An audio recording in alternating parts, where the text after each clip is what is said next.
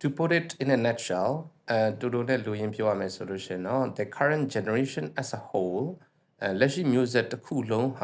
is the most powerful and most responsible institution for the imparting of good manners. Imparting of good manners ဆိုတာကောင်းတဲ့အချင်းစရိုက်တွေကိုသွင်းပေးဖို့နော်လက်ဆင့်ကမ်းဖို့အတွက် most powerful ဆိုတာအကြီးဆုံး most responsible တာဝန်အရှိဆုံးသော institutions အတိုင်းအဝန်တစ်ခုဖြစ်ပါတယ် the modeling of society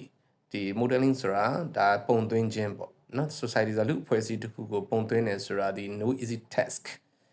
ဒါလွယ်တဲ့လုပ်တော့မဟုတ်ပါဘူးတဲ့all the elders of this generation at this the present မှာပဲပေါ့နော်လက်ရှိမျိုးဆက်ရဲ့ဒီလူကြီးပိုင်းအကုန်လုံးဟာ should consciously အသိစိတ်ရှိတာဝန်သိစိတ်ရှိနဲ့ join hands ပူးပေါင်းပြီးတော့ teach their juniors သူတို့ရဲ့ဒီတာသမီမြင့်မြင့်တွေကိုသင်ပေးရမယ်ဘာဖြစ်ဖို့လဲဆို to be law abiding ဥပဒေလိုက်နာတတ်ဖို့ upright ဖြောင့်မတ်မှန်ကန်ဖို့ honest ယုံသားဖို့ self respecting ကိုလေးစားတတ်ဖို့ disciplined စီကံရှိဖို့ punctual အချိန်မှန်ဖို့ charitable စင်ရတဲ့သူနေပါတဲ့သူတွေကိုတနာညတာတတ်ဖို့ helpful ကိုညီတတ်ဖို့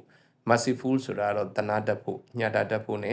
and forgiving ဆိုခွင့်လွှတ်တတ်ဖို့သင်ပေးရမှာဖြစ်ပါတယ်အဲ့တော့လက်ရှိမျိုးဆက်ရဲ့လူကြီးပိုင်းအကုန်လုံးက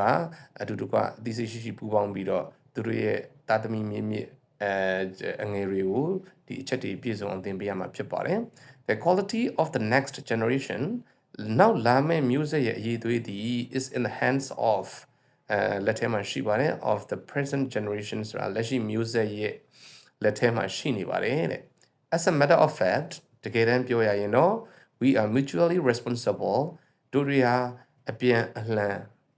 တာဝန်ရှိနေပါတယ် for building a well-mannered society well-mannered ဆိုတာယဉ်ကျေးသိမ်မွေ့သော society ဆိုတာလူဖွဲ့စည်းတစ်ခုကိုတည်ဆောက်ဖို့ရာငါတို့အားလုံးဟာအပြန်အလှန်တာဝန်ရှိနေတာဖြစ်ပါတယ်